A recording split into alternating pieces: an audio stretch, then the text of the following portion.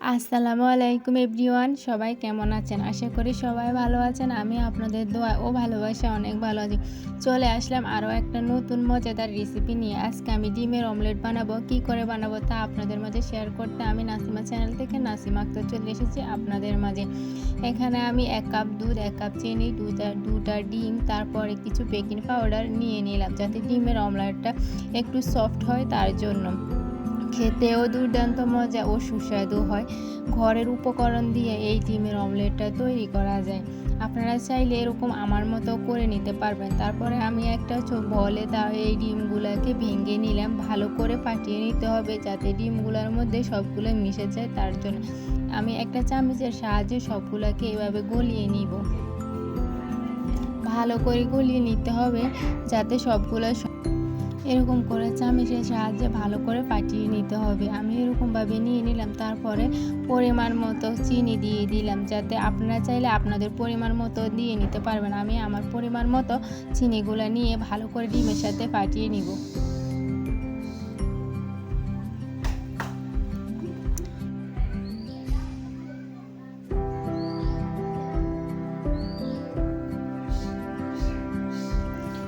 তারপর আমি এখানে ভালো করে মিশিয়ে নেব চামচের সাহায্যে যাতে চিনির দানা দানা না থাকে তার জন্য। তারপরে এখন আমি পরিমাণ মতো দিয়ে দেব বেকিং পাউডার দিয়ে ভালো করে মিশিয়ে নেব। অল্প পরিমাণ কিছু বেকিং পাউডার দিয়ে দেব।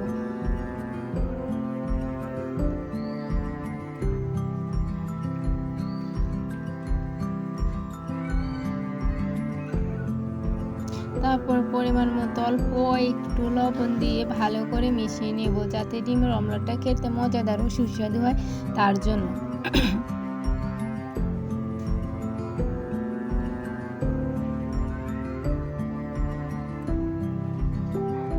তারপরে এখানে অল্প করে দুধ দিয়ে ভালো করে মিশিয়ে নিতে হবে। একসাথে সবগুলা দেওয়া যাবে না, তা অল্প করে দিয়ে এভাবে ভালো করে মিশিয়ে নিতে হবে।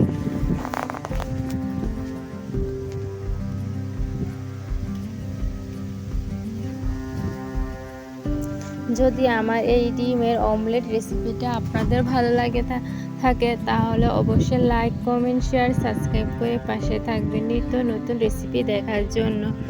আর যারা আমার এই রেসিপিটা দেখবেন তাহারা অবশ্যই পুরো ওয়াচ টাইম পূরণ করে দেখবেন। আসলে আমাদের ভিডিও তৈরি করতে অনেকটা কষ্ট ও পরিশ্রম হয়। যদি কেউ টেনে টেনে দেখেন তাহলে অবশ্যই বলতেছি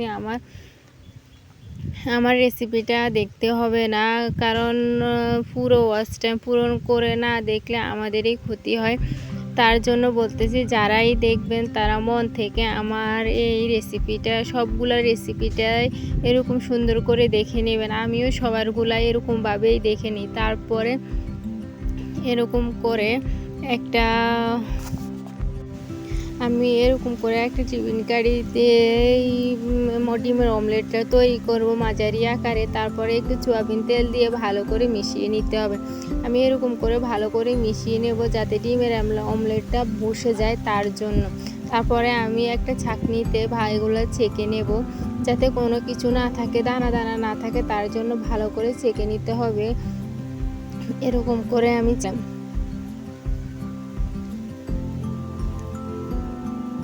চাকনির সাহায্যে দেখেন আমার ছাঁকা হয়ে গেছে। এখন আমি চুলায় দিয়ে দেব, ঢাকনা দিয়ে চুলায় দেব। এখন আমি মাটির চুলায় চলে আসলাম।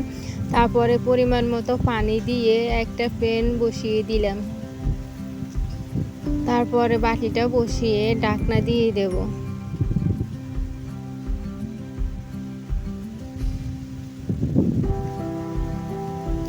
ঢাকনা দিয়ে 10 মিনিটের মতো জাল দিয়ে নেব যাতে ডিমের অমলেটটা হয়ে যায় তার জন্য।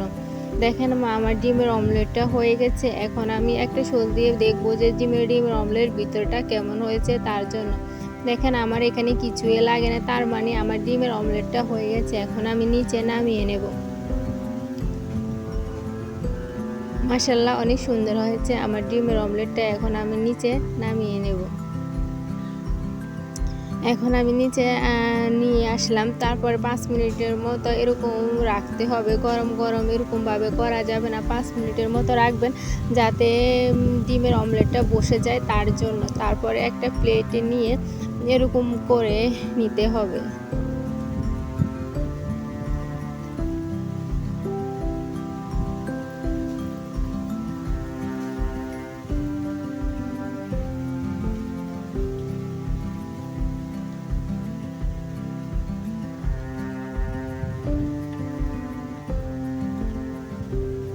দেখেন আমার ডিমের অমলেটটা চলে আসছে। হালকা হাতের সাহায্যে একটু ঝাঁকা দিতে হবে যাতে ডিমের অমলেটটা সুন্দর মতো পড়ে যায় তার জন্য। দেখেন আমার ডিমের অমলেটটা কেমন হয়েছে।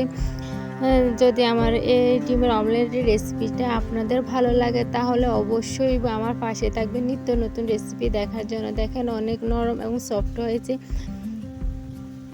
কমেন্ট বক্সে জানাবেন যে আমার ডিমের অমলেটের রেসিপিটা আপনাদের কেমন লাগছে। দেখছেন অনেক তুলতুলে এবং নরম হয়েছে। এইভাবে খুব সহজে আপনারা চাইলেও ঘরে তৈরি করে নিতে পারবেন মজাদার সুস্বাদু ডিমের অমলেট।